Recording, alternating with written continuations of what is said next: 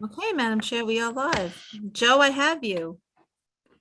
Okay, so good evening, everyone, and welcome to Community Board 10 Brooklyn's General Board Meeting for February 28th, 2022. As usual, we will start the meeting with the Pledge of Allegiance. Josephine, do you want to put up that the graphic of the flag? Yes, trying to do that right now.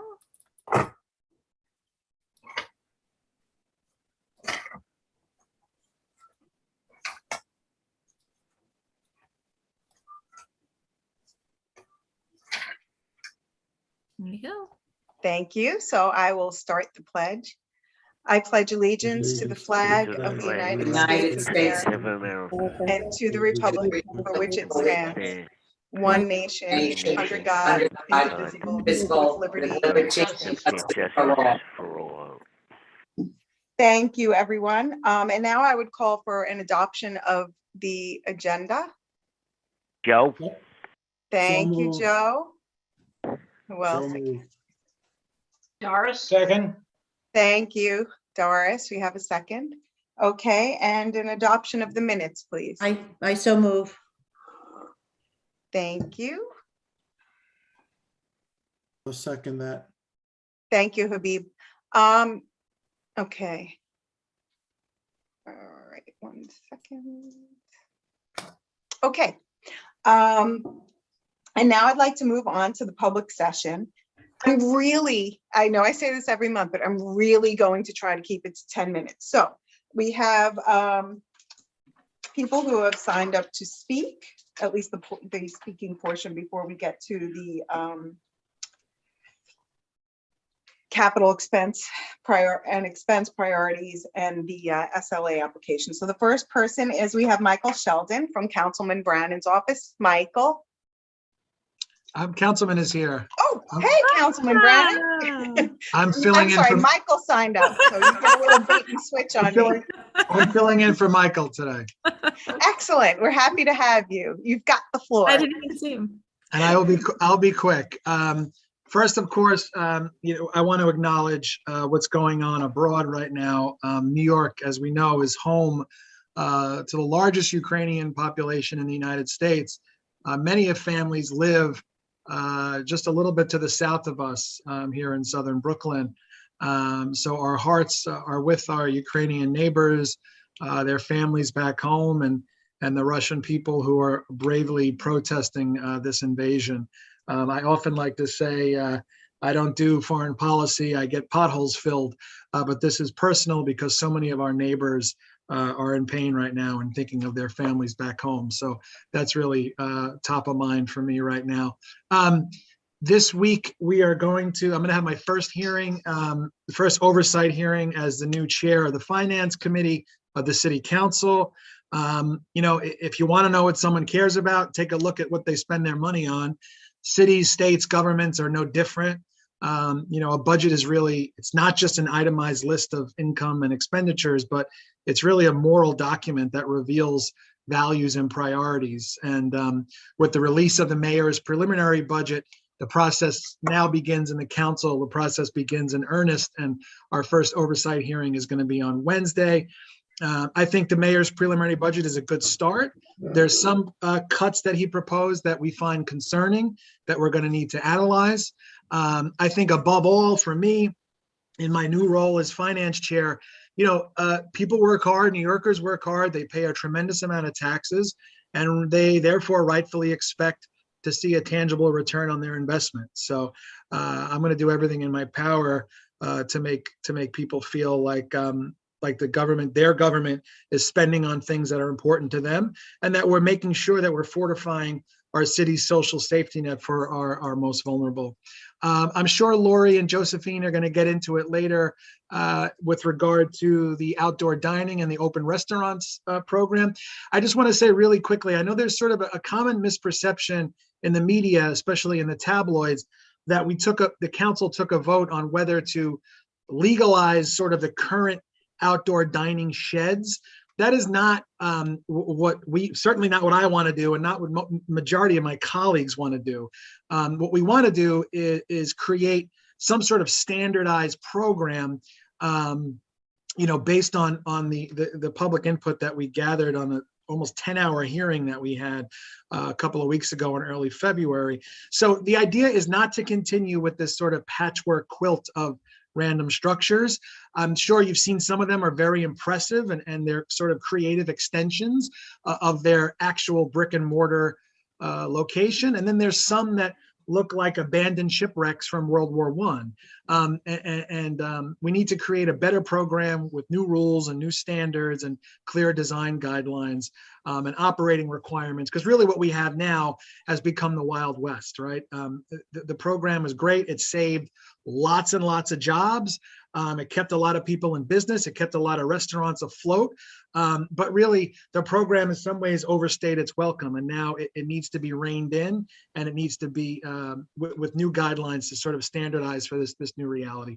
Last thing I'll say, some good news. IS 201 in Dyker Heights is officially going to be renamed the Madeline Brennan School after the longest serving principal in New York City history, Madeline Brennan, who a lot of you guys know. Some of you might have even went to IS 201. So that's something we've been fighting for. The community has been fighting for really since Madeline retired. And we were proud to get that done. So we'll have an official announcement on that soon. Okay, thank you. Sorry I talked so long. Thank you very much. Okay. Okay, and now let's see. We have Ed Cerna from Council Member Alexa Avila's office. Good evening, everyone. Edward Cerna, Chief of Staff for Council Member Alexa Avila's. The council member joined BP Reynoso this morning with Council Member Lincoln Ressler and advocates to call on city planning to direct all developers to add a special permit to incoming zoning reapplications that would allow them to fully waive parking requirements. As we know, parking is an issue, but in some areas it just doesn't make sense. And the current rules sort of force developers to make way for parking when it could be used for affordable housing. And so we're calling on the Department of City Planning to, in order to do like a full stop measure and initiate a zoning tax, but absent of that, to really consider a process where developers could request to have those parking minimums waived and better utilize that space. I'm going to be quick. So the council member Brennan did a great job of touching on open streets. Our office did receive the letter that the board sent out with your concerns. Insofar as District 38, we actually have a very, very small portion of businesses that actually participated in the program. So the council member voted yes on it, but as Councilmember Brennan said, we certainly don't intend for that program to be a legalization of outdoor sheds. So we will keep that letter the board sent in mind as the plan gets rolled out by DOT. And lastly, the councilwoman is having her first committee meeting on March 8th at 1 p.m., which is again to go over the budget. As she has always said, for us, public housing is a public good, and we certainly want to make deep investments into it and ensure that it maintains, it stays within the public sphere. So I'll leave it at that, and I'll just give a quick shout out to our New Yorkers that are of Dominican heritage. It was Dominican Independence Day on February. So for those on you that are from the Dominican Republic, congratulations. And I'll leave it at that. Good evening. Thank you very much. And now we have Nancy Lulu from Brooklyn District Attorney Eric Gonzalez's office. Nancy? Thank you, Lori. Good evening, everyone. Hope everyone's doing well. I bring greetings on behalf of DA Gonzalez to everyone. The district attorney is committed to protecting our Brooklyn communities. DA Gonzalez firmly believes that public safety is a shared commitment and a shared responsibility. I'm going to be very brief. Just a couple of announcements. You can now report vaccine fraud and relief program abuse to the Brooklyn DA's office. The new helpline is 718-250-2255. And the email address is vaxfraud@brooklynda.org. Calls and emails will be answered by trained specialists at the Brooklyn DA's office's Action Center and reviewed by a dedicated team. My second announcement is at the moment, as we speak, we are actually holding a Black History virtual Black History Month virtual event at the moment. Whoever registered could tune in. It's going on right now. It's a lovely event. And just quickly, if there's anything you would like to address with our office, you call the Action Center at 718-250-2340. And thank you so much to Community Board 10 for everything that you do and allowing me to speak this evening. Thank you. Thank you very much, Nancy. And now we have Mr. Morris Denmark from the Brooklyn Public Library, Fort Hamilton branch. Thank you, Lori, for giving me a few moments of your time. I'd just like to announce that the library, the Fort Hamilton branch, now has free home testing kits for COVID-19. And you can come into the library anytime that we're open, of course, and pick up a free test kit at no charge. And I hope everybody is well. And thank you for allowing me this moment. Thank you. Thank you very much. And that concludes the electeds who have signed up to speak. And now we are moving on to the area of our public hearing for the adoption and support of the capital and expense priorities for fiscal year 2023. In the matter of the adoption and support of the capital and expense priorities for fiscal year 2023, we're at the point of the budget process where we have the opportunity to reaffirm the priorities that were previously submitted by the board. At this point, we cannot change our requests because they were already submitted to the agencies, but we do have the ability to reaffirm our priorities. The board members received the agency responses that we received to our budget priorities by email. And the copies of the capital and expense budget priorities were also sent out by email for your re-review.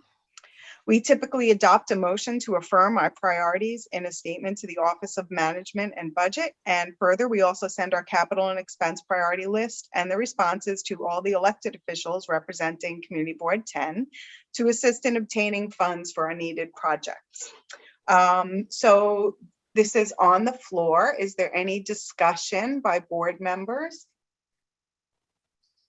I have a comment. Yes, go ahead, Doris. Okay, on the expense budget, one of the items on the expense budget is to hire additional school crossing guards. We do not have as many as we need, and we're going to need a lot more because we have many new schools opening. Mm-hmm. And we're not going to change anything now, but I think we really have to address how this is funded, how they are staffed, and how we can be sure that school crossing guards are available for the safety of the children in our community.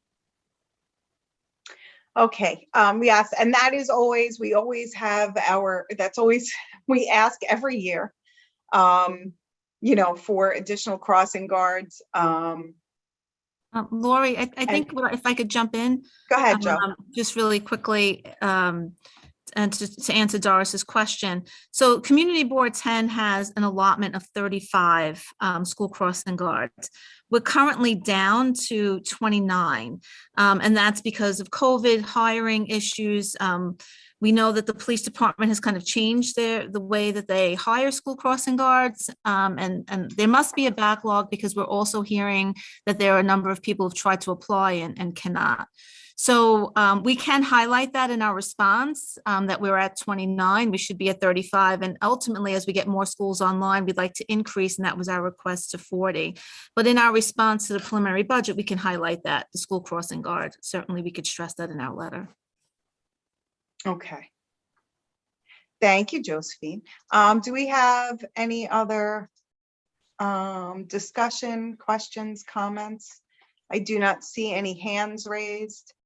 Okay, so I call for a motion to reaffirm Community Board 10's fiscal year 2023 capital and expense budget priorities. Yeah, Joe. Thank you, Joe. All right, and our motion polling is up. Here. Oh, Yep, I see you, Larry. Okay, Yes. thank you, Larry. Recused, yep, I see it. No, I have to recuse myself from the expense portion because of the building department. Okay, great, thank you. So I'll just recuse for both then? We'll mark it down, recused from the expense. All right, I'll recuse there. Okay, submit. Great, thank you. In favor, Josephine. Thank you, Joe.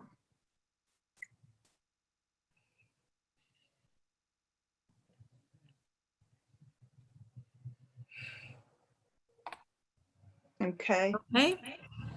I'm gonna share results, so the motion carries. 33 in favor with 2 recusals and 2 abstentions. Thank you. thank you. And now we'll move on to the public hearing of the continued hearing for SLA 1 beer cider application at Super Sushi Inc. And I believe Jonathan Bobo will be giving the report on this evening.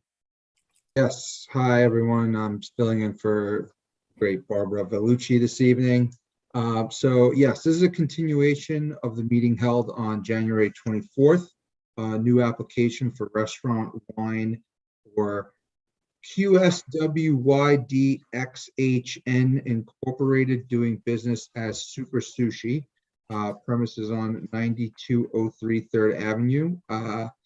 This is a new application for a restaurant named Super Sushi, in parentheses, all you can eat. The attorney Zhen Liang Li was present. There's a certificate of occupancy. The questionnaire was complete. The menu premise photos were approved. There will only be background recorded amplified music inside the establishment, and there will be backyard outdoor use. It is anticipated that there will be 45 people occupying the premise. This includes 1 bar, 6 seats, and the backyard of 8 tables and 16 seats.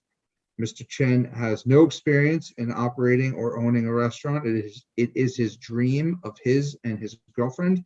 At our first meeting, we were informed of Mr. Chen that on January 9th, 2022, a screenshot was taken of a patron speaking positively of the food, but since there is no liquor license, you can bring your own alcohol.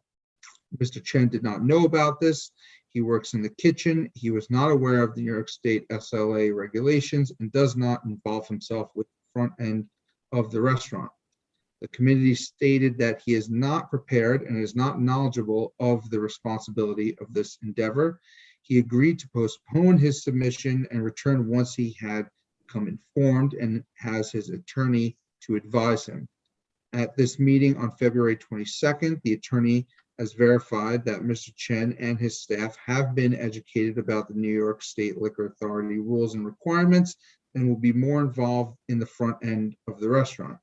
After a discussion period, the committee's decision was to move forward to deny the application unless the owner agreed to the following stipulations. The premise will operate as a restaurant. There will be no sale or consumption of alcohol on the premises until appropriate authorization is issued by the State Liquor Authority.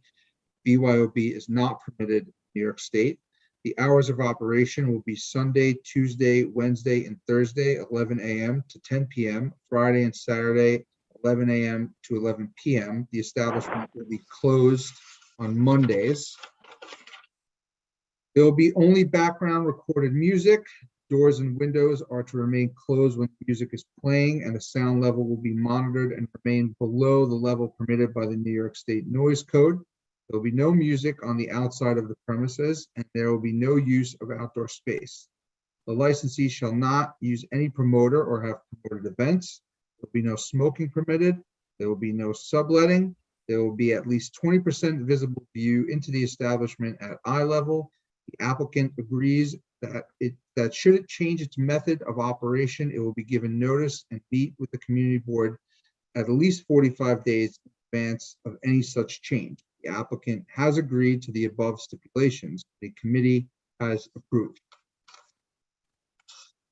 Okay, so I believe that the committee met in quorum, so the motion is on the floor. So now I'll open the floor to discussion. I see that Board Member Harrison has his hand up.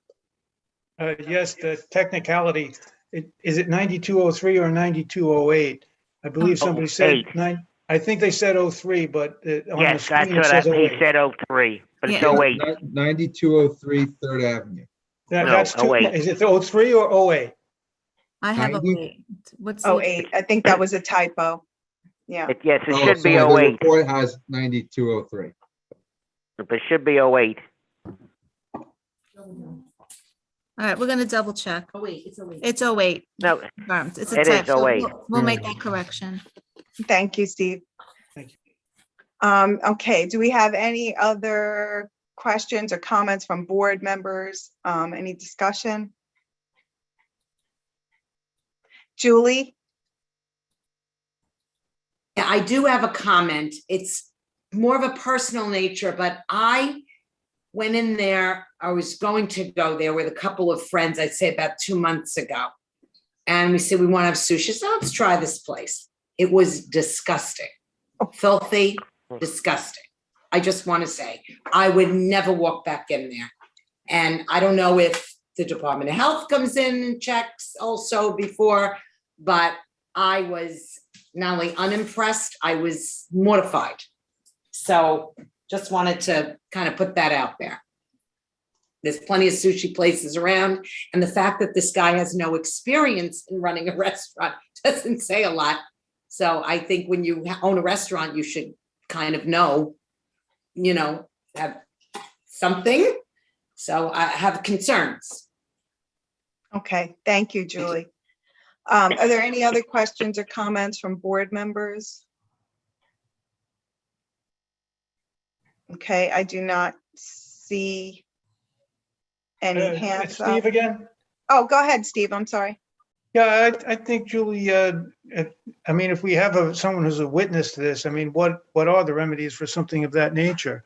If it is disgusting and it is not being operated properly already, and I recognize that this is a liquor license, but nevertheless, is there any remedy here? Well, I mean, in terms of what we do consider, for qualifying for a liquor license, right? I mean, if you're looking at it from the qualifications that the SLA looks like, they do have a catch-all provision of whether or not you're complying, with all applicable laws. To the extent that they look at that, I mean, I guess there would have to be like a violation, right? If there were many violations. I suppose it is something we can take into account, but considering the fact that what we're doing is we're advising the SLA in terms of the criteria that they look at for the issuance of a liquor license, and giving our feedback on that, I'm not really sure whether that would be significant, I mean, under their criteria, except for the fact that, maybe that does lend itself to, the experience or lack thereof of the owner in running a restaurant, and which would be a consideration. If we have that kind of a complaint from a credible board member, and we're talking about something that happened within, Julie, the last 2 months, something of that nature, it I'd just seems say to it was me- about 2 months ago, maybe 2.5 months. I can't exactly, but yeah, it was But before. I'm not hearing Julie complain about, she didn't like the food. I'm hearing her say that the place is. I wouldn't eat there. Well, what do you mean by that? Well, you wouldn't eat We there? Why? walked in and we just came in the front and we looked around. Was and it we saw- dirty? Was it dirty? It Was dirty, it dirty? filthy. Okay. Filthy. That's what I'm trying to We find walked- out. And we walked explain out. to me what does dirty and filthy mean? Does that mean the tables weren't clear? The Does that mean that tables they- were not clean, the floor looked dirty, like the whole place just gave a very bad, we wouldn't eat there. Well, It then just- maybe, First maybe, impression. Madam Chair, Steve, continue. maybe, Madam Chair, the appropriate thing to do here is to vote on the license, because that really probably is not related to this. But at the same time, refer it to the Board of Health to tell them that they should double check on it for other reasons. I mean, of course, that could be, and Julie, if you've seen it and you'd like to, call the Board of Health, that's, yeah. We didn't call the Board of Health because we just were like, oh, this is disgusting. we just walked out and refused to eat there. We went someplace else, Right. you know, Okay, because it was just so unappealing. You know, you can't eat in a place that looks dirty, right. you know, Okay, so that was our feeling. thank Yeah. you. Judy? I'm not commenting on this, but I don't know, and I was going to ignore it, but I can't. There's someone that keeps putting chats up and it keeps popping up on the screen. There are nasty comments that have not, and Jill asked the same question. Thank you. You gave me the courage to speak up. I just think You're that very welcome. I was next. I don't know to whether- Okay, speak up. one second, one second. I someone- called on Judy, so Judy, go ahead. Sorry. I don't know whether we have the right to tell them to stop or to stop interrupting the meeting, but it's very distracting. Okay, Unnecessary and uncalled for, and the things they're saying are unjustified, and it's the wrong forum. okay. So point of order. We do try to keep our meeting, we would like to keep our meetings and the conversation that goes on respectful to everyone. And, you know, on point. So if it's on a topic that we're discussing, you know, we'd like you to keep your comments directed to that. But we do have public attendees, and to the extent that, you know, the chat may not be respectful, then I would ask everyone In to a public please try to meeting, keep it. Jill, they couldn't call Thank out you. in the middle of a meeting. You would not allow that, and that's what they're doing. They're calling out in the middle of the meeting, and I just think it's different. Yes, this Yes. vehicle allows it. Okay, but it's the same that's as- true, and I've asked them to be respectful, but I'm not, you know, it's not really appropriate for me also to completely censor someone or cut them out unless they're really behaving improperly. So I'd like to just continue on this point, and we'll keep an eye on that. And I thank you, Judy, and Jill, for pointing that out. I'd like to get back to the topic at hand and the vote. Jill, did you want to speak? I didn't see your hand up, so that's why. Oh, no, okay. Dean, you have your hand up? Yeah, I just wanted to say, I happen to know the person making those comments, and the comments reflect the type of person it is, so I would just ignore the comments. Okay, I'd like to just close the discussion on the comments for a minute. That was point of order. I hear you. Well, I really don't want to get into an attack on anyone, but we'll watch the comments. And if it turns out that they are disrespectful or inappropriate, then certainly it will be cut off. I do agree with that. So getting back to the topic, getting back to the topic, the issue at hand, which is the liquor license. I do not see any more hands up for discussion on this matter. So I would like to call the question. Thank you, Joe. Josephine, if you can put up the Yes, polling feature. I am. Yep. Give me 1 second.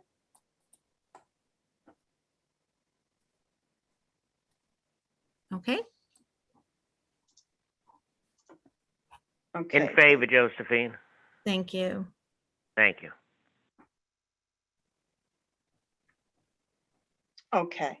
All right. So the next item on the agenda is the SLA liquor, wine, beer, cider applications for an LLC to be formed by Vito Ruggiero at 7912 3rd Avenue. Jonathan, you want to take it away? Yes, Thank and you. the committee did meet in quorum for this one as well. The premise is 7912 3rd Avenue.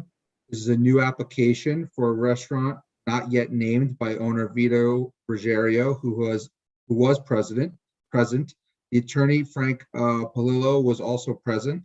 There is a certification of occupancy as this was the site of JJ Bubbles. The questionnaire was complete. The menu is typed with 8 appetizers, bread, and pizza. Premise photos and floor plan were provided. The application indicates that there will be live music, a DJ, and recorded music. The application indicates a NA to the question on page 6, item 1. Will you do everything in your power to provide sound control to the establishment? This will be corrected as soundproofing is already there and will be further evaluated during the renovation. There will be New York State certified security. The applicant states that there will be 74 people in the premise. There will be occasional private parties. After a discussion period, the committee's decision was to move to deny this application unless the owner agreed to the following stipulations. Premise will operate as a restaurant. There will be no sale or consumption of alcohol on the premises until appropriate authorization is issued by the SLA. The hours of operation will be 7 days a week, 12 p.m. to 4 a.m. The sound level of the music will remain below the level permitted by the New York State Noise Code. Appropriate soundproofing will be installed, maintained. There will be no music on the outside of the premises, and there will be no use of outdoor space. The doors and windows will remain closed while any music is playing. The licensee shall not use any promoter or have promoted events. The premise will not be sublet. There will be no smoking permitted. There will be 20% view into the establishment at eye level. The applicant agrees that should it change its method of operation, it will give notice and meet with the community board committee at least 45 days in advance of any such change. The owner agreed to the stipulations and the committee approved. Okay, thank you very much. So now we open this up to the floor for board members to ask questions and to speak. Steve, do you have your hand up or is that from before? I have my hand up. Go, Okay. Steve. All right, we know, we're talking about music that's going to be played there 7 days a week until 3 o'clock in the morning. Am I hearing that correctly? That live music is going to be played till 3 o'clock in the morning. Yeah. What they said on the committee was that they're applying for that time, but they will stay open. They hope to have everyone out by that time, and that on nights where it seems quieter, they're not going to stay open that late for the sake of staying open that late. But the application is for playing live music 7 days a week until 3 o'clock in the morning. Am I correct? No. Okay, then I'm what am I sorry. hearing? Yeah. That's what I heard. We're gonna pull it, but from the application, live music is part of the method of operation. He didn't say it would be a daily occurrence till 3 a.m., but there would be live performances as part of the method of operation. In the past, we have, Joe, for a while there, we were requiring people to have the appropriate equipment on hand to know when it is being played above what is permitted levels. Do we have something similar to that that's being done here at all? No, I mean, is that one of the stipulations? Because we were using that stipulation for a while because they said, well, we don't know. We had people come in and say, well, you know, it was okay. But the thing is, there are actual sound levels over which they are not permitted to play. And the only way they can tell that is by having the appropriate equipment. One of them is just as simple as downloading a noise meter onto their telephone.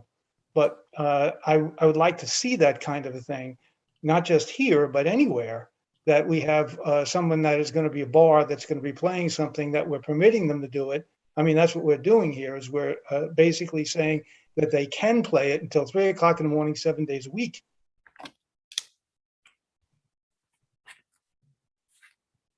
Yeah, I'm sorry, Steve. I was just looking through the application. It's not really clear. You know, it's just listed their part. DJ recorded music and live music as part of the method of operation. I think that at the committee, they did, they agreed to stipulate to keep it within the sound levels. They didn't say that they would have the equipment on hand, but I think there was some discussion about the music and the venue, and they said that they believe that there was adequate soundproofing, and also that the owner of the establishment, I think he was renting the apartment above. That's correct. He's renting the apartment directly above the bar. Yeah, and that because in the past, those items had been part of the permitted method of operation, and I don't think that we had problems in the past. Is that right, Josephine? Am I recalling this correctly? That they felt that the soundproofing was adequate? Again, though, we have new owners. Yeah. And it just seems to me that this is something that we've done in the past and it seems to be sliding now. Okay. And I believe that what we should do is put something in there that says that I know they're saying that they're going to observe that, but how do we know that they're going to observe it, or how do they even observe it if they don't have the appropriate equipment? Do they have it in the STIP that they will have the appropriate equipment? And again, this is not a difficult thing. They can download something on their telephone. Mhm. Okay, well, I mean, we can ask the applicant or the applicant's representative if they have the equipment to answer your question. Yeah.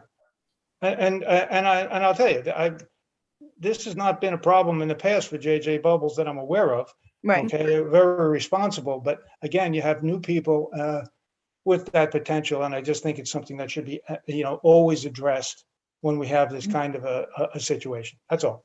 Okay. Okay, thanks, Steve. Well, is the applicant here or the applicant's representative? No. No, they're not here this evening. Let me see. I thought I had, no. I don't see. Okay, Anne? Yes, may I see the plan and the CO again, please? It flipped by too quick. Sure. Sorry. What's the number of persons? Oh, yeah, I'm sorry. I'm sorry, Anne. What, can you tell me the number of persons? I can't read the number. I can't read the number either. 74. 74. Let me get the folder. What's the number, Jonathan? The applicant states that there will be 74 people in the premise. Yeah, but the CO says 8 + 3 from what I can read. Forget that it's a bake store and bakery because it's the same use group, but it's 11 people. This requires a change of CO.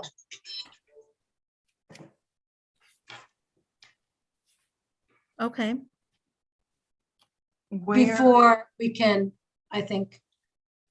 Right, I'll show you the schematic. 60 years ago. Regardless of the actual numbers, they're single digit numbers. Maybe it's an 8, maybe it's a 3. Yeah, well, but that is one of the things that the SLA definitely looks at. They look at the CO, when they're passing on it. So. Yeah, but the new owner is stating 74 people. Yeah, I could not see that CO very clearly. It was a single digit. Hold on, do we have the folder? I'm just gonna pull it from the folder because I really can't see it. Do we have it there? Oh, wait, it's right here.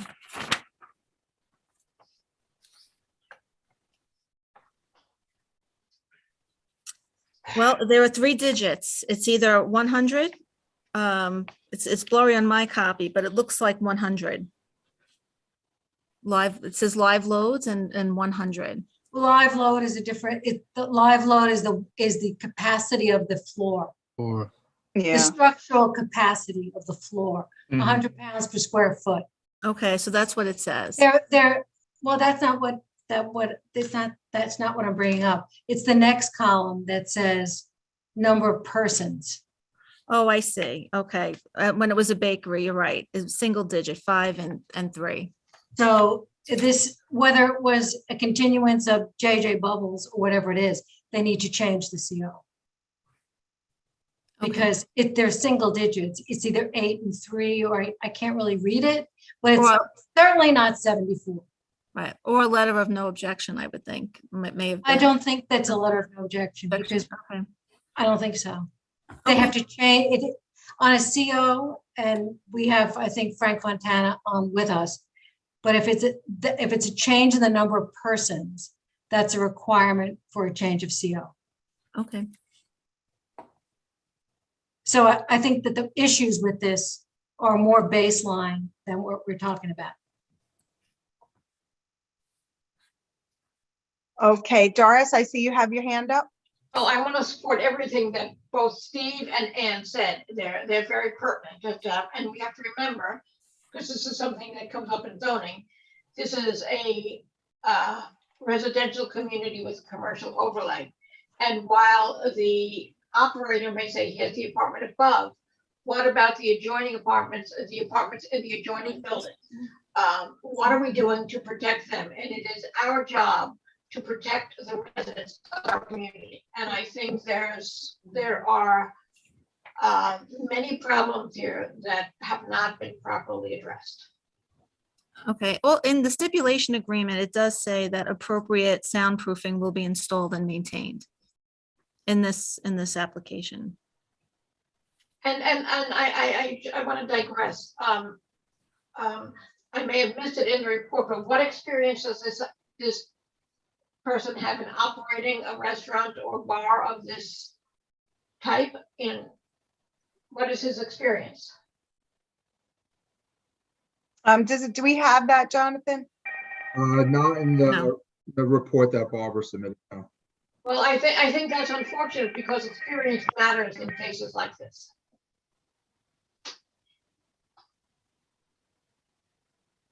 Okay, thank you. Larry, you have your hand up? The arcade room is for what reason? How is that used? I saw in the plan arcade room. Yeah, let me put up the Can you plan. explain what that's used for?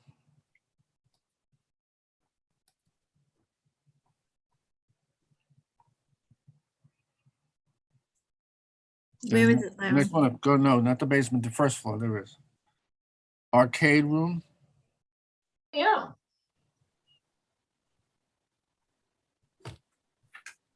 It's for the pinball wizards. okay, good. Right. Could be. Would be. Okay. Do we have, let me see, do we have any more hands up? Does anyone have any other questions or I have a comments? question. I see in that plan that Larry just had us bring up that there's a fireplace. Is there an existing fireplace? Does anyone know? Yeah, I believe there was one in In the photo, JJ Bubbles. I don't think it was in use though.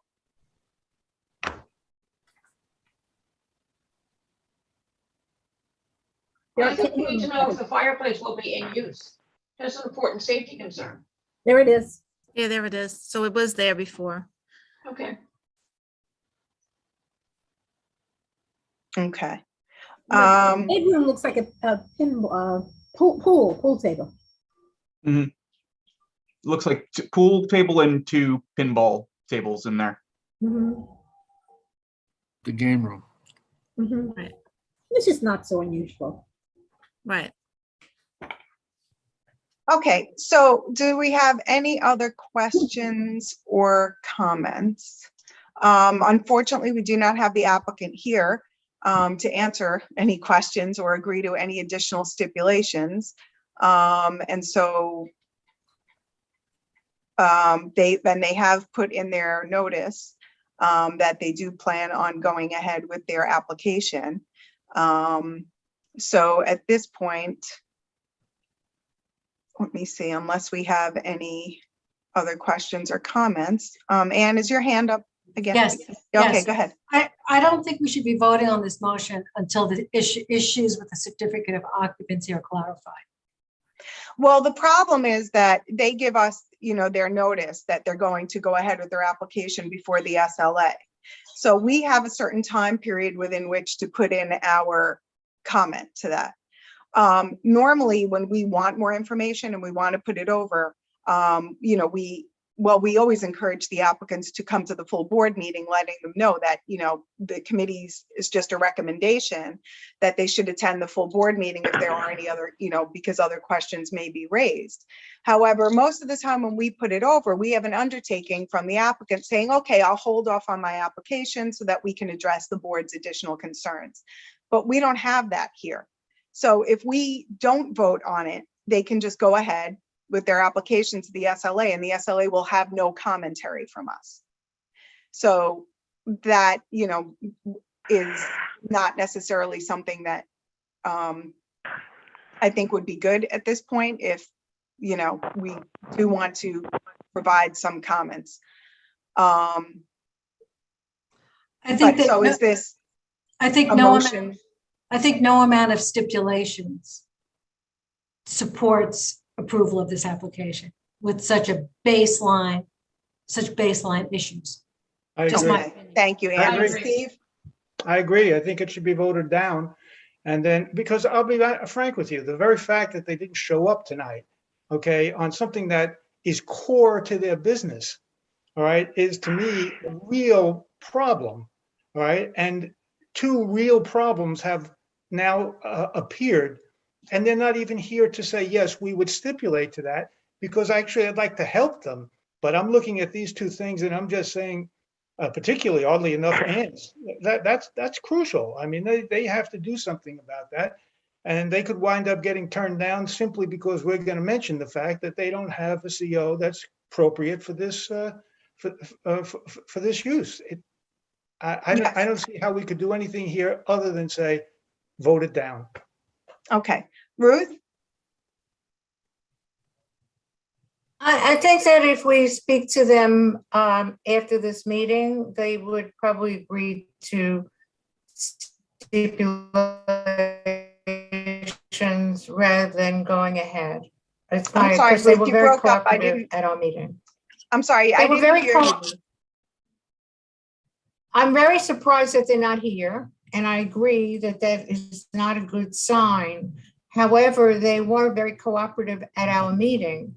And I think that if these problems are pointed out to them after our meeting, I think that they will be cooperative. So I am personally inclined to vote it down and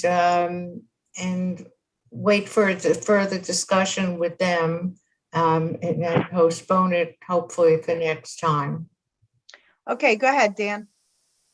Yeah, I was just wondering if instead of waiting, because I know that, you know, getting this in front of the getting the SLA in front of the liquor board is important. Perhaps maybe a friendly amendment should just add on something to this in terms of number one, we can't really enforce FDNY or DOB requirements onto this property. That's maybe not the remit of the community board, but maybe add something to alert the liquor board on this, like a friendly amendment that would say add in the line predicated upon compliance with any and all FDNY and building code requirements, in particular certificates of occupancy. So at least our recommendation gets in front of eyes that that is a concern, and also still gives the owners the ability to fix that without having to bring them back for another session, just in case if anyone wants to put that as a friendly amendment, or if that's procedurally okay. Would anyone support that as a friendly amendment, Anne? And where is Steve? I would not. Okay. So we have Lori? Okay, yes, ma'am. I'm sorry, this is also a 500 for hearing. Right.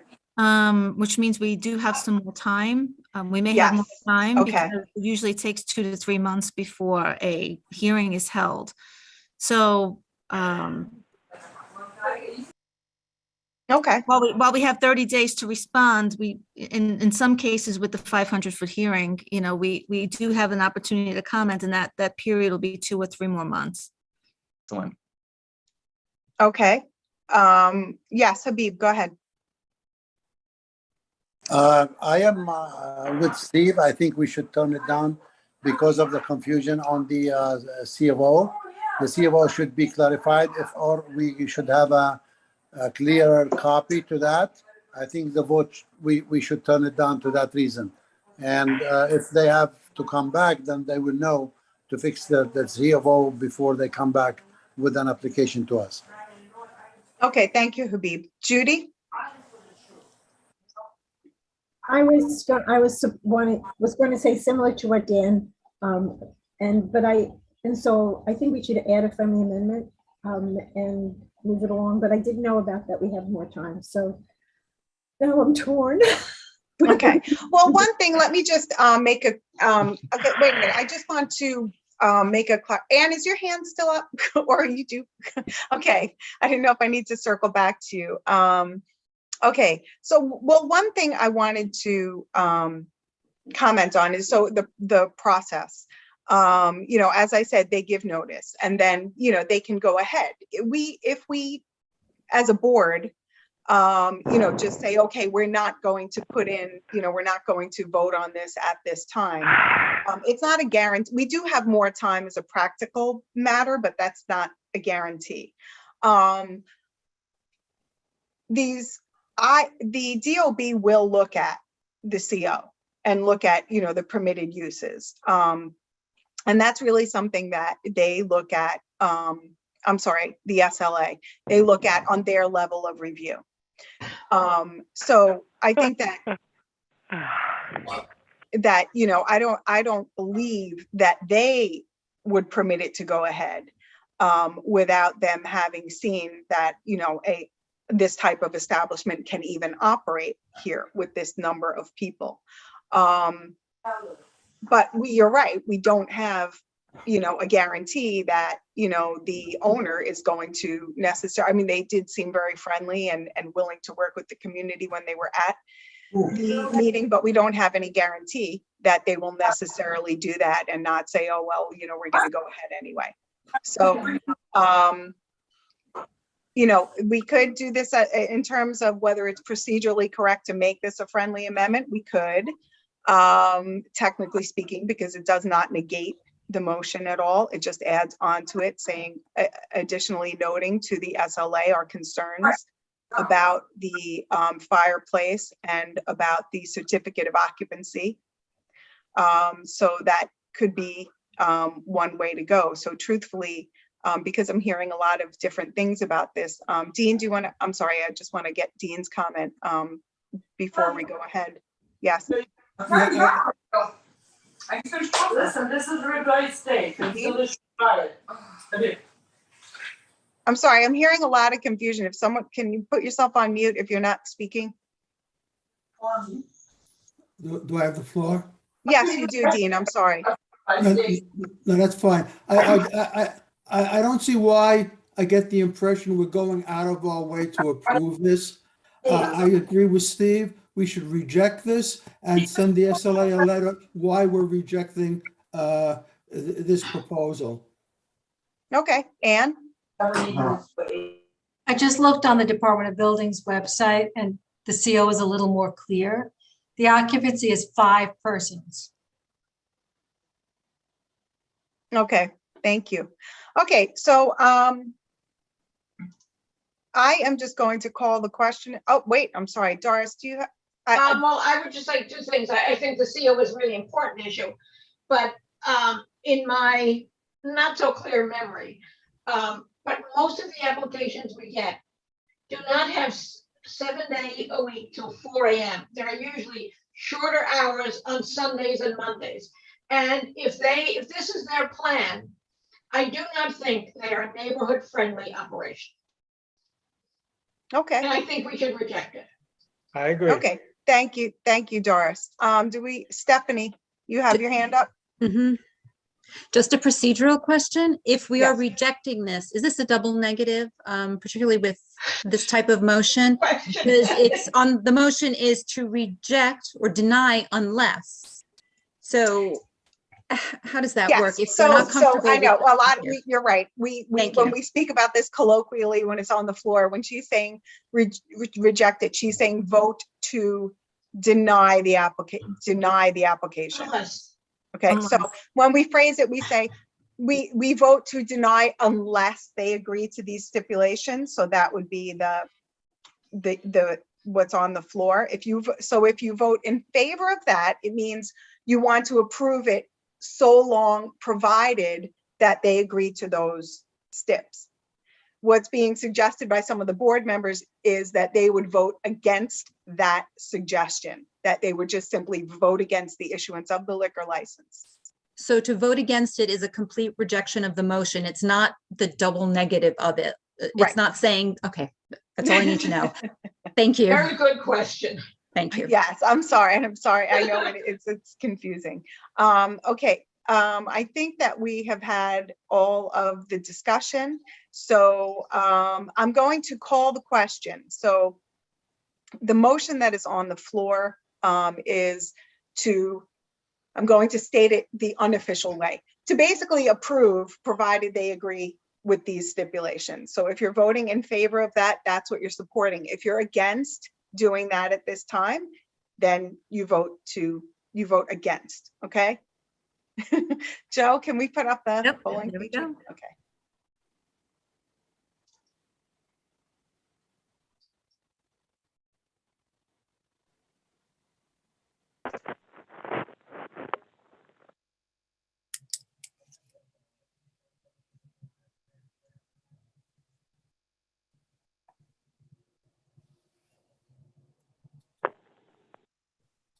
Okay, so opposed is 20, in favor 12, recusals 1, abstention 1.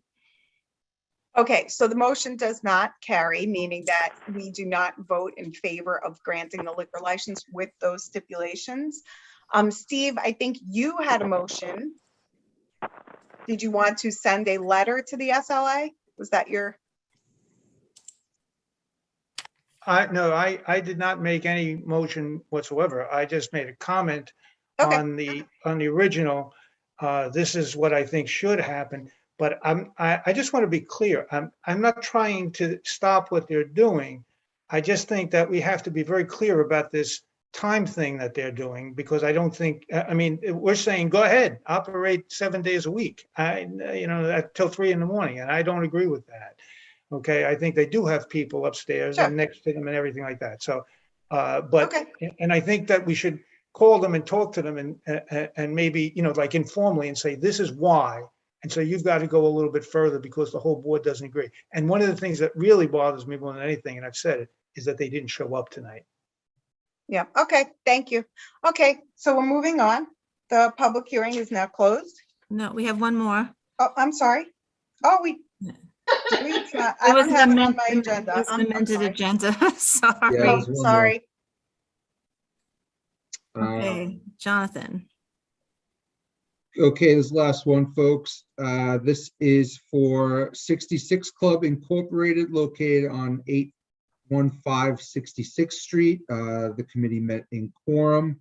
This is a continuance of the application to the SLA from September and November of 2019. There have been several updates to this application. This is a new application for a full license of liquor, wine, beer, cider with a karaoke component named 66 Club Incorporated, located at 815 66th Street. The owner, Yan Chen, was not present at this meeting. Mr. Levine, the attorney, was present. There is a certificate of occupancy of 68 persons. The questionnaire was complete. The menu, premise photos, and hand-drawn floor plan was provided. There will be background recorded music and karaoke in each of the 3 enclosed rooms.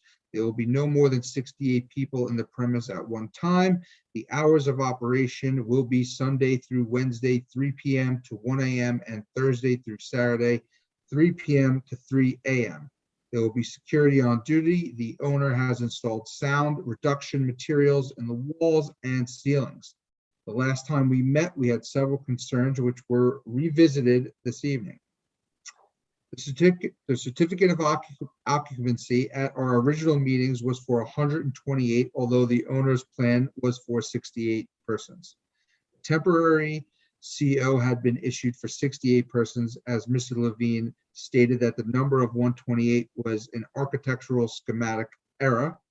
The only manner of entrance or exit is through the front, one main door and one located through a 51 foot long by 4 foot wide hallway. If there is an incident at the front of the establishment, we would have tremendous safety concerns for the lives of the patrons. Is this a good / safe building for this type of establishment? The owner, Ms. Chen, doesn't have any experience. She has hired a manager.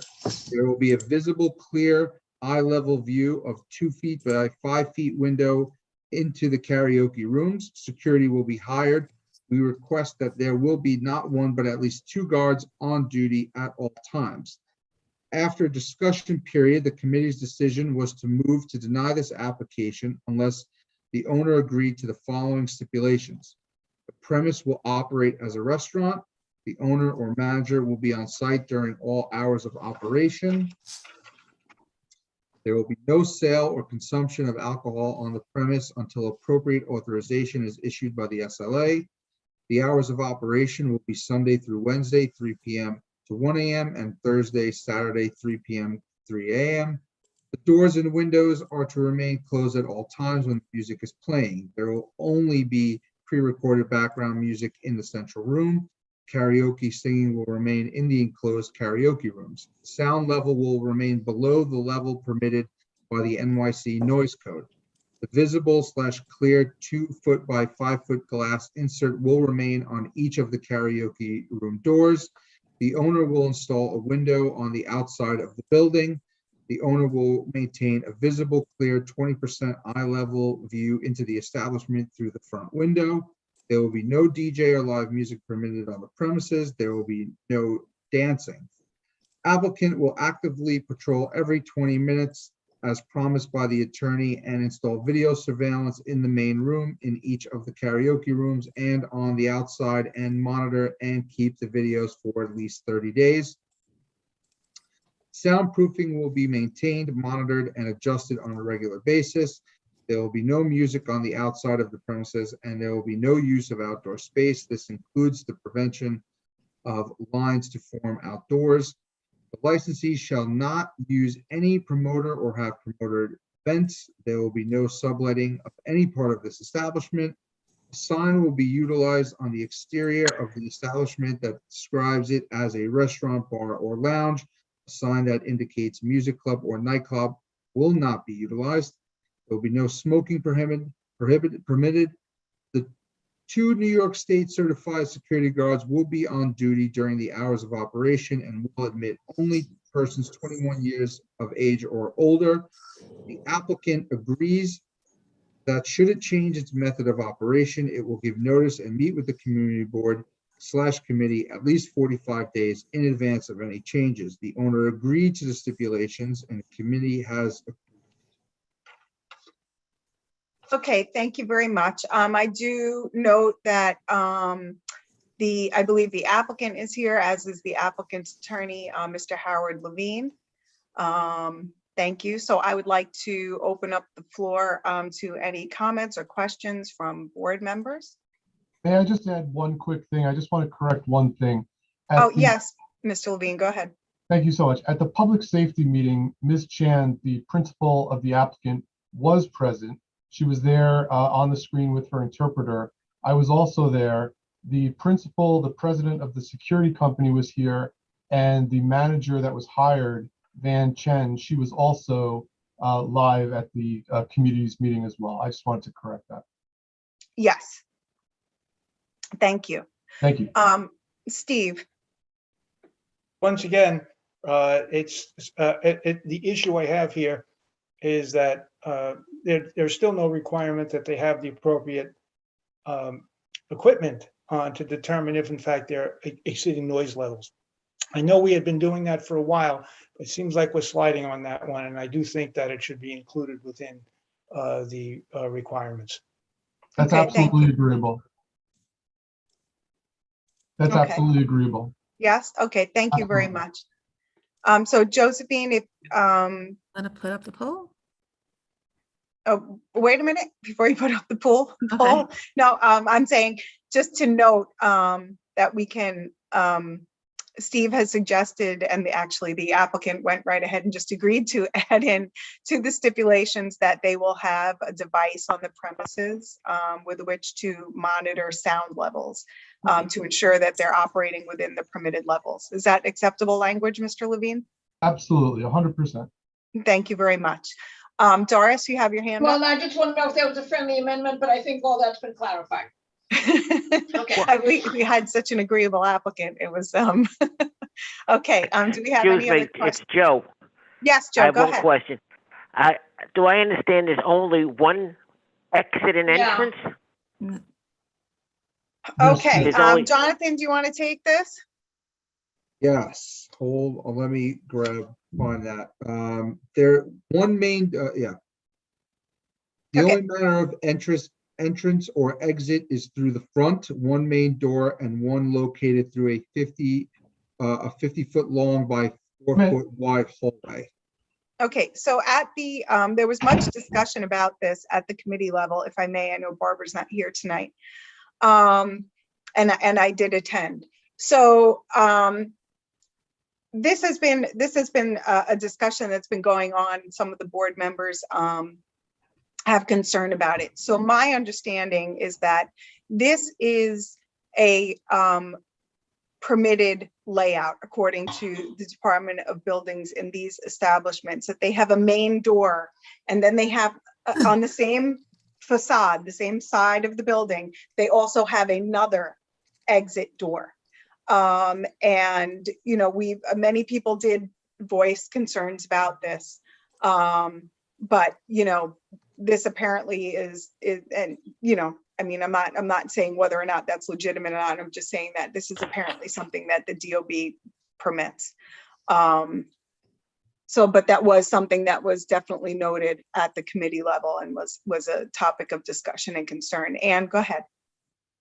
If I may. Of course. I agree with everything you said, but in order to create two remote exits, I didn't see the plan clearly for this job, but if a fire rated enclosure is created that digs deep into the floor plan, and as soon as you go through a fire door into that corridor, into that fire safe corridor, that constitutes the second exit because it is safe.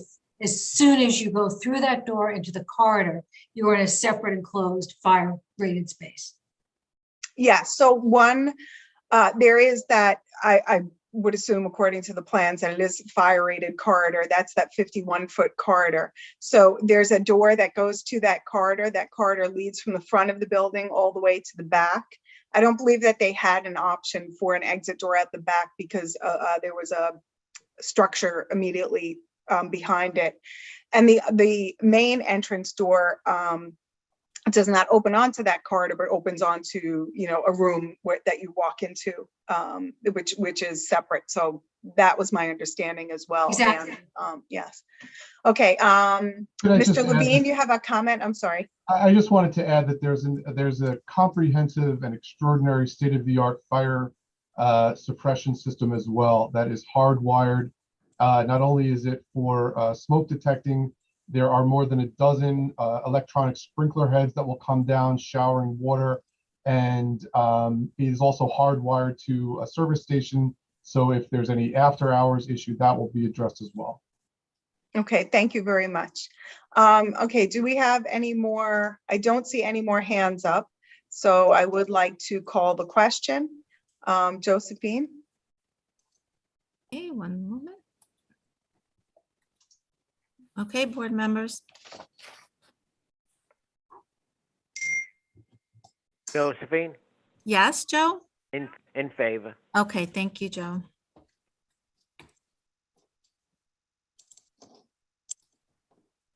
Okay, so we have 25 in favor with 3 opposed and 2 abstentions. So motion carries.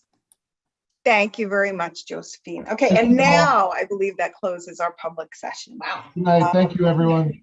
And thank you very much and good luck to the applicants. Thank you. And now the chair's report. So I'm going to try to keep this really short. Good evening and welcome to Community Board 10, February 28th, 2022 General Board Meeting. As stated in my report last month, I'm implementing opportunities for board members to socialize, exchange ideas, and become more educated about matters involving the board. To that end, we started this month's meeting a bit early to allow board members to sign on and socialize before the start of the meeting. I've missed talking with my friends on the board and the opportunity to get to know our new board members, so this will continue until we once again meet in person. Governor Hochul announced the end of the mask mandate in public, so I'm very hopeful that the time when we can all meet safely and in person is not far off. My concern for the safety of all who attend the board has always been primary, and it will continue to be so, but I am hopefully optimistic at this news. Pre-pandemic, we used to hold meet and greet meetings for our new members, and I'm working on putting one of those together in addition to some educational meetings for our members and chairs. And we're very lucky to have some treasured veteran board members who have a great wealth of experience and practical knowledge and historical knowledge. And I would like to encourage them to assist in mentoring our newer board members as we groom our future chairs and officers. As most of you know, on February 24th, 2022, the City Council voted to approve the zoning text amendment that will remove geographical restrictions where sidewalk cafes can operate across the city. This vote completes the first step in the creation of a permanent open restaurant program. This board and many others did not support this amendment to the zoning text prior to the clear delineation of the open restaurant program. I have spoken with Councilman Brannan about this, and he is dedicated to create a better program with new rules, new standards, clear design guidelines, and operating requirements, and moving away from the year-round shacks that often sit empty in the cold winter months. Thus, we will continue to discuss the matter and to engage with our city partners in order to shape the program and our streets. In closing, I would like to share my sadness and condolences at the passing of board member Mary Ann Walsh. She was a lovely and funny person who gave so much to this board and the community during her life, and I will always smile when I think of her, and I know she will be missed. Respectfully submitted. So that is the end of my chair's report, and now we are on to the district manager's report. Josephine Beckman. Thank you, Lori. So good evening, board members. I would like to take this opportunity to thank all who attended the Destination Greenways, Brooklyn and Queens conceptual plan back on February 15th. The New York City Parks focus is to create a better experience with parks and create an open space greenway system in all 5 boroughs. And New York City DOT's focus is to improve access to parks and maximize the use of off-street paths in the city's transportation system. So if you missed the meeting, the slides are available and we posted on our website, and public comment is available through March 1st. There will also be a presentation to community boards of this plan area in the future.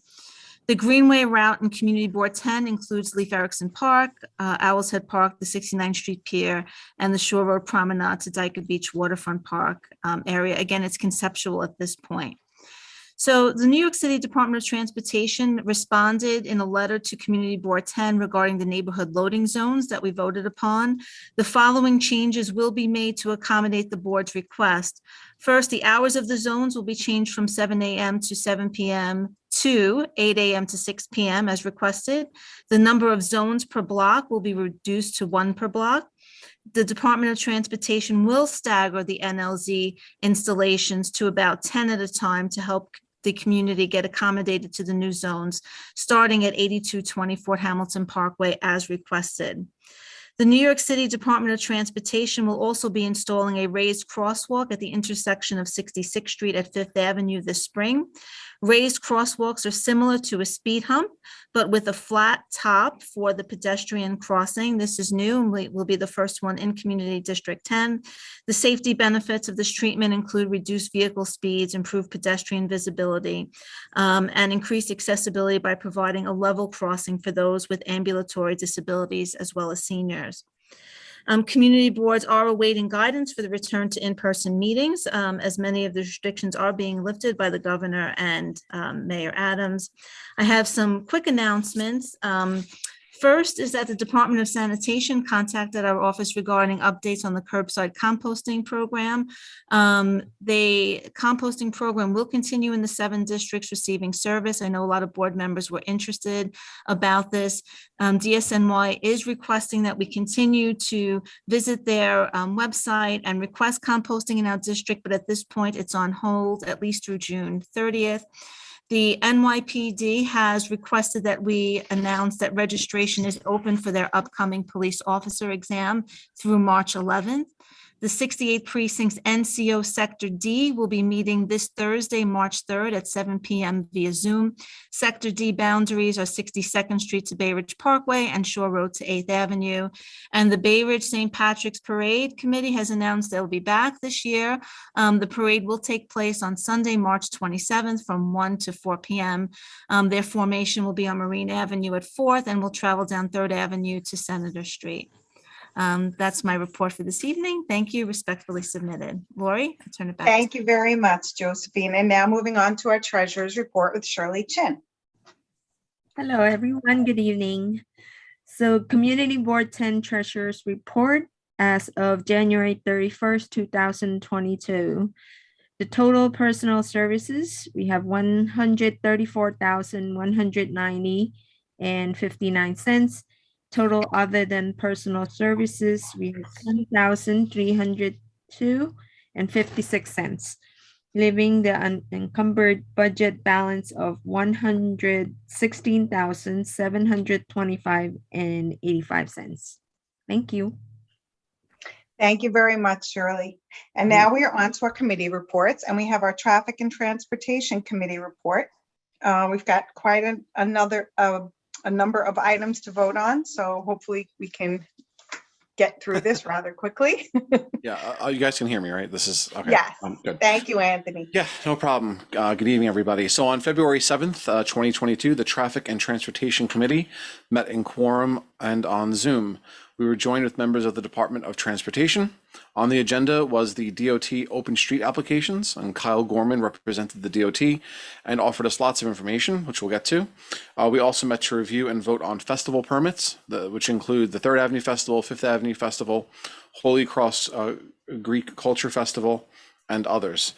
We began by going over the festivals, and we started with the 3rd Avenue Festival, Street Activity Permit 612678. To speak about that festival was Chip Cafaro was on hand. Chip informed us that nothing has changed. There are no plans to change anything in format since last year, and the festival will have the same parameters as always, from 94th Street to Bay Ridge Avenue, from 10 a.m. to 6 p.m. The festival has historically had very positive reviews, and Chip hopes for more vendors and more people this year. He notes that there were less vendors and there were more vacant storefronts this year and last year than before. Do we want to do this motion and then, or Josephine, or since they're kind of similar, do you want to? Oh, Joe, you're on mute. I'm sorry. Yeah. So we have them broken out. Yeah, I know they're two separate votes, but they're kind of the same. So do you want me to? Do you have the slide for that? I just have the polling vote. Yeah, I mean, I think we should just keep the agenda as is. I'm sorry, we're having some noise, so if you're not speaking, please put yourself on mute. So there was a motion then for CB10 to approve the application for the 3rd Avenue Festival, located at 3rd Avenue between Bay Ridge Avenue and 94th Street. The date of the festival is 10/02/22 from 10 a.m. to 6 p.m. with an 8 a.m. setup and breakdown by 8 p.m. Again, the event number is 612678 with the following stipulations. That the NYPD amplified sound permit ends at 6 p.m. The amplified sound permits will be issued at the discretion of the 3rd Avenue merchants, and all applicants must adhere to NYC noise code regulations and NYPD rules relating to sound permits. A list of permits must be provided to Community Board 10. DSNY must begin cleaning at 6 p.m. and cleaning must commence at Bay Ridge Avenue and alternate each year. All SLA licensed premises applying for one-day outdoor use must submit a signed letter notifying Community Board 10 that their SLA licensed premises received the SAPO festival rules, as well as the stipulation agreement with Community Board 10, and will comply with all rules during both events. Violations of SAPO rules will be subject to enforcement by SAPO, NYPD, and SLA. In addition, the Community Board will submit complaints of rule violations with documentation to SAPO, NYPD, and SLA. Establishments that do not obtain a one-day SLA permit will not be permitted to serve alcohol. festival marshals must report any vendor or businesses selling alcohol to NYPD for enforcement. Distribution of festival regulations to all participating vendors and merchants. The Third Avenue merchants as sponsor will attend an interagency meeting organized by Community Board 10 with the leadership of NYPD, DSNY, SLA, SAPO, and DOT. So that's the motion for the Third Avenue Festival that we have on the table right now. That we voted on that in the meeting and it passed. Okay, and you met in quorum, correct? And we did meet in quorum, yes. So Okay. Third Avenue Festival, we met in quorum, we were in favor. Okay, thank you very much. I don't see any hands raised. And so we will call the vote. In favor, Josephine. Okay, thank you, Joe.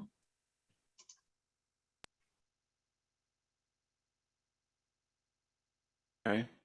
Okay, so we have 32 in favor with 1 recusal.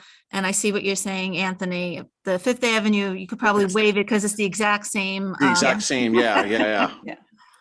So we did Okay. speak about the Fifth Avenue Festival, and again, that was with Chip and Amanda Zenteno. Again, all of the parameters are the same from previous years.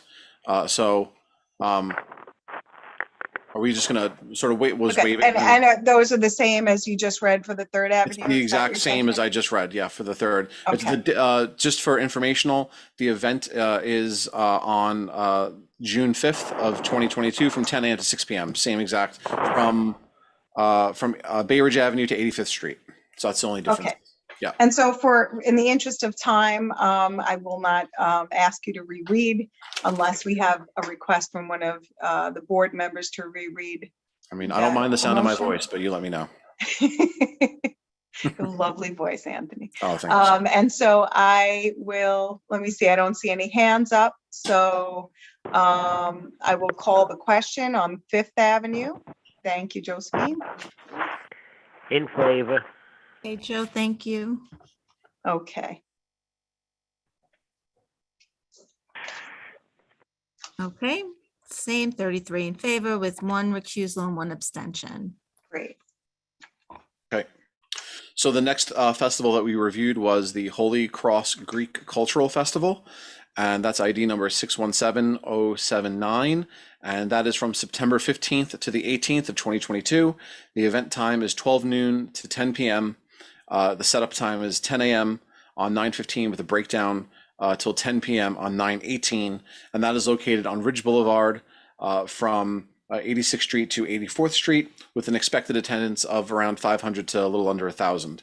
To speak for that festival, Evans Costas was there, and we were informed that again that festival would carry the same exact layout and parameters as the previous year with no changes. With the tables and rides, cooking on the church premises, they're hoping to be able to open up the gym this year for vendors. There were some issues and concerns from the community board regarding the removal of the rides and trailers from Ridge Boulevard following the end of the festival. And so there were some issues where the rides and vendors did not remove their items from the street when the festival ended. Holy Cross stated that they were not in charge of the rides, that there's a third-party company that leaves the trailers and rides, and they are aware of this problem, and it has been an issue for some time. The suggestion was made, and so an amendment was made to the motion that we agreed to and we voted on, that the removal of the rides, trailers, be included in the Holy Cross contract with the ride vendor. And that was suggested by Doris and seconded by Steve, and it was voted on, and we all voted on the following motion. So I'm going to read the motion, and then I'm going to reread what was added to the motion. So this is the motion that we voted on. CB10 to approve the application for the Holy Cross Greek Cultural Festival located at Ridge Boulevard between 84th and 86th Streets on 9/15/22 through 9/18/22 from 12 p.m. to 9 p.m. Set up 10 a.m. and breakdown. Set up on 9/15, 10 a.m. and breakdown by 9:30 p.m. And that's event 617079, with the same stipulation be put in place for the previous year. That music will end at 10 p.m. and an additional one to remove all rides by Tuesday. And we added to that saying that we would like it in the contract with Holy Cross and the third party ride contractor that they be removed by, I believe it was Monday morning that we voted on. So that's the motion we have on the table. I leave it open to discussion and if you need clarification on that again. Thank you very much. Mhm. Okay, so I do not see any hands raised, so I don't see any discussion. Oh, I do. Dean, go ahead. Just for the record, I am a member of Holy Cross and I will be voting. Thank you. I'm sorry, Dean, did you say you will be voting? Yeah. I don't think I'm prohibited from voting, but I just want on the record that I am a member of the parish. Yes, okay. Thank you. Dean. Anyone else have a comment or a question? Okay, I don't see any, so Josephine, oh, Diane, I see you've got your hand up. I guess I should announce also that I'm also a member of that parish, but I will be voting as well. I don't think that that necessarily requires you to recuse yourself or abstain from the vote. So, but thank you very much for your transparency. Okay, so the vote is up.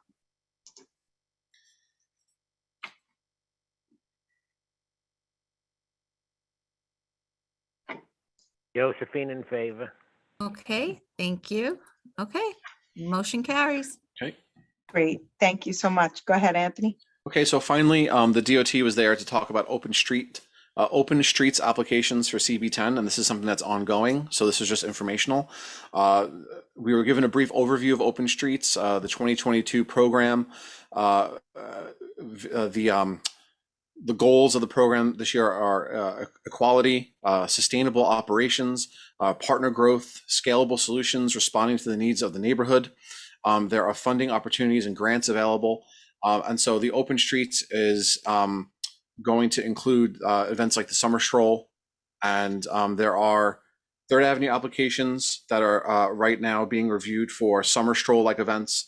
The Fifth Avenue bid also put in for monthly or bi-monthly events on Fridays, and Bay Ridge Prep and high school telecommunications also put in for events. There were some concerns that the Open Streets focuses too much on commercial aspects and what regulations will be put in place to keep the neighborhood safe. Kyle mentioned that appropriate actions would be taken if needed to support the neighborhoods, including calling NYPD or other services if needed. There will be additional updates as DOT will let us know about these applications. And the meeting ended with just a conversation about the festivals and what it means to make a good event and the needs of the neighborhood, including barricades, police support, and more. And that was the end of the meeting. It was we're going to wait for DOT to get back to us for those additional events for the summer. That was it. It's respectfully submitted. Anthony Marino, thank you so much. Thank you so much, Anthony. Yeah. Okay, and now we are on to the Environmental Committee report. Where is our chair?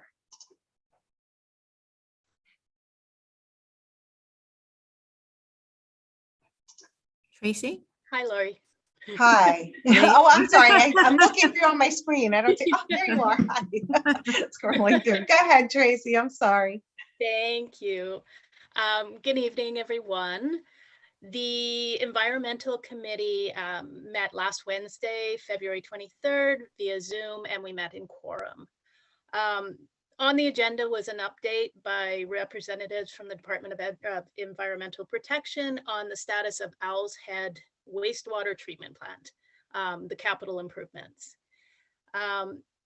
It's been about 2 years since the last update on the capital improvements at the Owl's Head wastewater plant, and there's been sorry, I have a scratchy throat.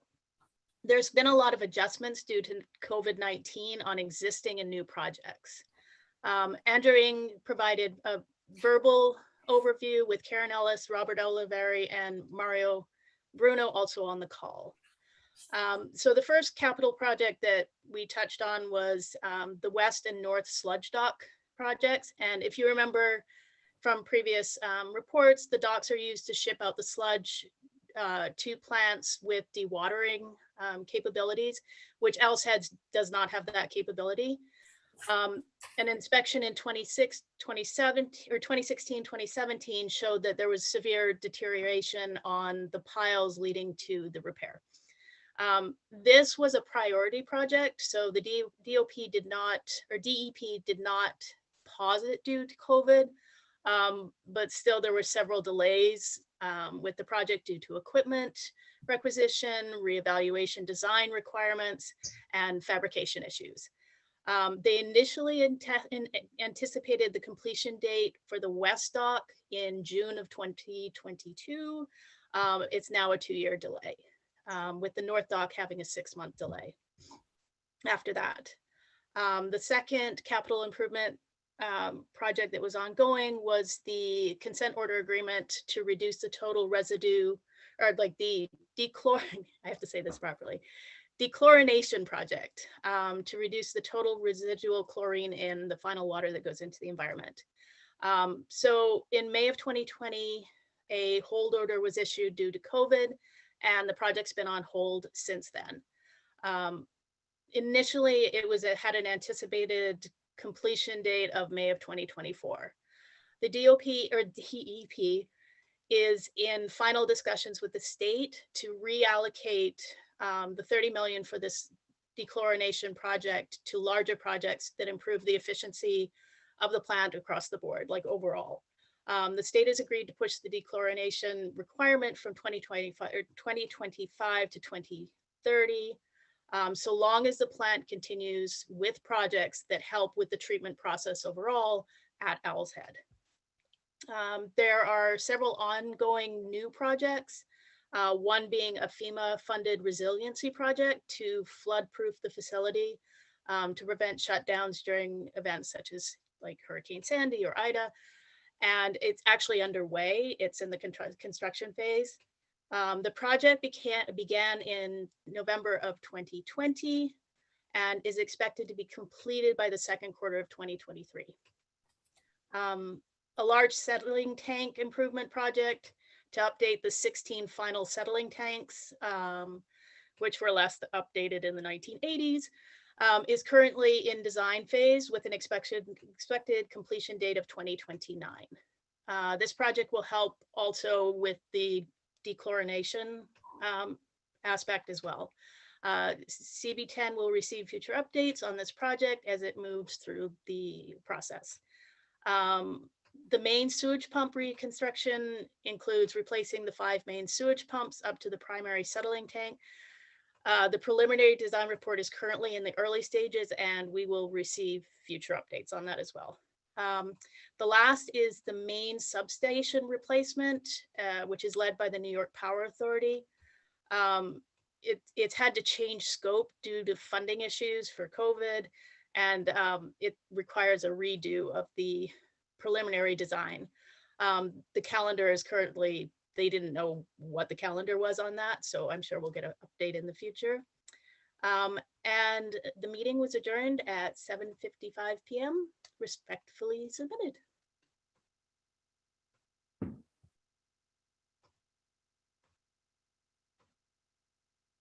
Thank you so much, Tracy. I was having a problem with my mouse. I couldn't unmute myself. Okay, and now we go to zoning and land use with Doris.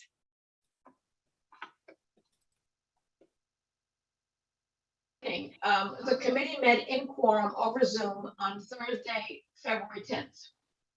The first item on the agenda was an introduction of the Department of City Planning liaison for Community Board 10, David Weissglass. He's a new rep for us. He briefly discussed his background. He said he is happy to be working in the Brooklyn office, and he is looking forward to doing a walk-in tour of the neighborhood. The committee was heartened to hear that he plans to have a hands-on approach to planning, and we look forward to working with him. One of the reasons for the meeting was to remind the board, the committee and the board of pending issues that have been on the back burner for a while we dealt for almost 2 years with mayoral initiatives at them. So the second item on the agenda was a quick review of our proposed development at 6200 8th Avenue. This is a massive project with two 12-story commercial buildings, a 12-story residential building, an 11-story hotel with some commercial space on the lower floors. The full committee and the full board had serious concerns about the project and voted in September 2018 to send detailed comments to the Department of City Planning following the draft scoping hearing. The project went back to the Department of City Planning for an EIS, an environmental impact study, where it remains. We have had no updates. We do not know if the project is still active, but I just wanted to remind the committee and the full board of this project. It could come back to us at any time. Mr. Weisler said he would look into it and check on the status of it and report back to us. This massive project made the committee look at other vulnerable areas in our board. One area of concern is the 65th Street corridor, the 6200 8th Avenue project, and the large developments that we have seen on 4th Avenue in Park Slope and Sunset Park show that the 65th Street corridor is vulnerable to large-scale development.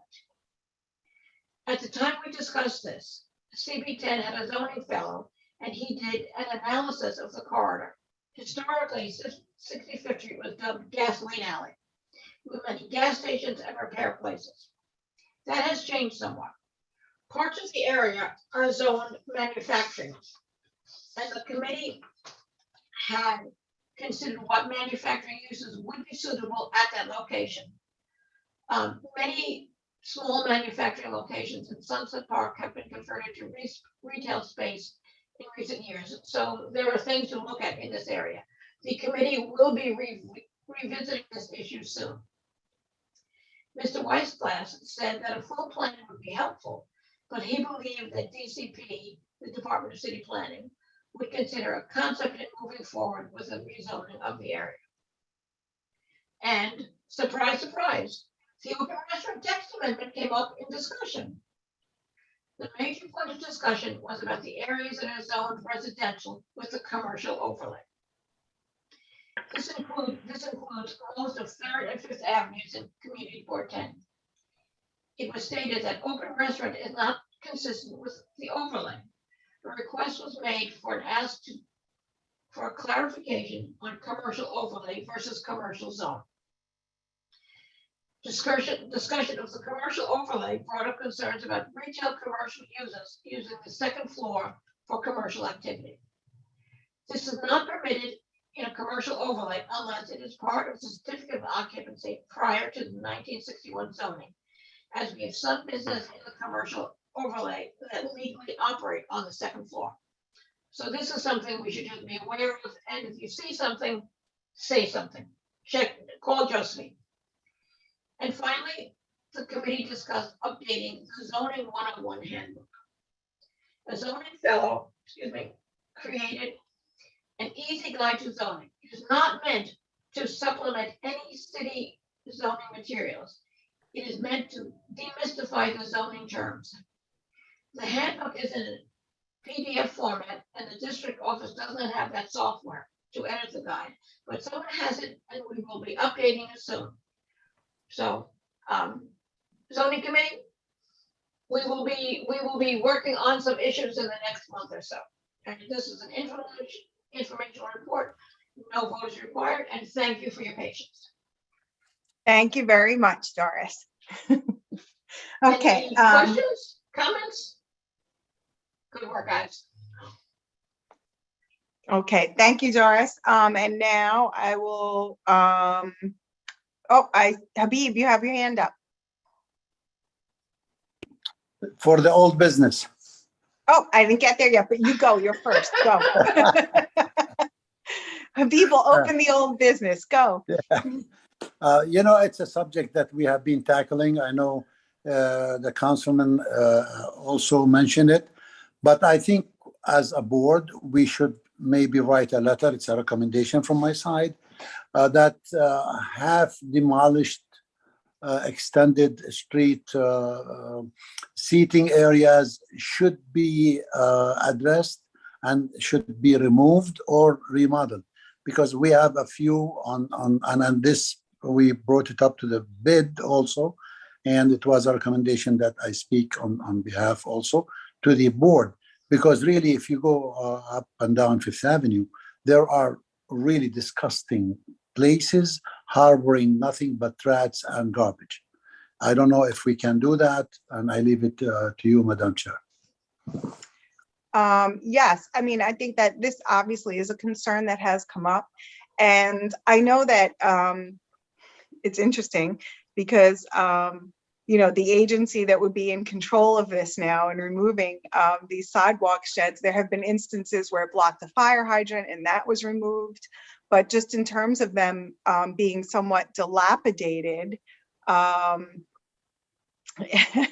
the program is in flux. They're not even sure who's going to do this now. I'm hearing whether it's going to be DOT or, you know, but we can reach out to the agencies. I do think that a letter should be written because, you know, if they are dilapidated and they're unsafe, it's certainly, you know, a legitimate concern. And, you know, we can reach out to the various agencies. They can, you know, pick the one that they want to address it, but something definitely should be done. I do agree. We've reported a number of them, but I will speak to Amanda. Dorothy and I actually went out and we took a photo of many that were falling down after complaints, and we have begun to we've reported a number of them. 1 or 2 have been taken down, but there are many more that we have concerns about. So absolutely, we can do that. Thank you. Okay, thank you, Habib. Any other old or unfinished business that anyone would like to address at this point? Okay, I do not see. Sorry. Who's that? Oh, go ahead, Jonathan. Yeah, so what's the next step for the unnamed bar that we voted against because of this, the CO? Well, basically the applicant would be advised that the board voted against the issuance of a liquor license.